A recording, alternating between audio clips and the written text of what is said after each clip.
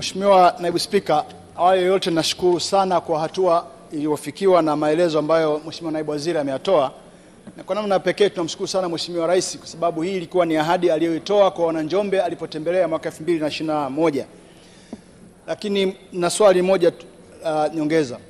Kwa vile mji wa Njombe unakuwa kwa haraka na sasa mapendekezo ya kuwa manispaa yanangojea maamuzi ya serikali, na kwa vile pressure ya ardhi katika mji wa Njombe ni kubwa sana, eneo hilo liko katikati kabisa ya mji.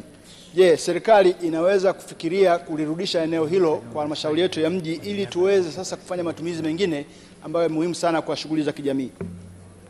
Mheshimiwa Waziri.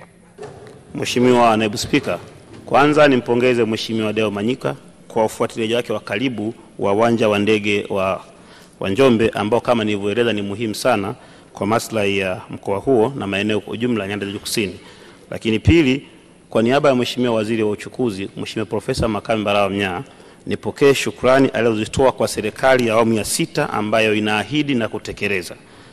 Hoja yake ya mwisho amezungumzia kuhusiana na kuomba eneo hilo ambapo tutakapohamisha uwanja, je, kama lingeweza kutumika kwa ajili ya maslahi ya wananchi wa Njombe. Mwaka jana, Mheshimiwa Naibu Spika, bunge lako tukufu limepitisha sheria namba 108/2024 ambayo pamoja na mambo mengine imetoa mwongozo wa namna ya kufanya uendelezaji wa rasilimali za viwanja vya ndege nchini.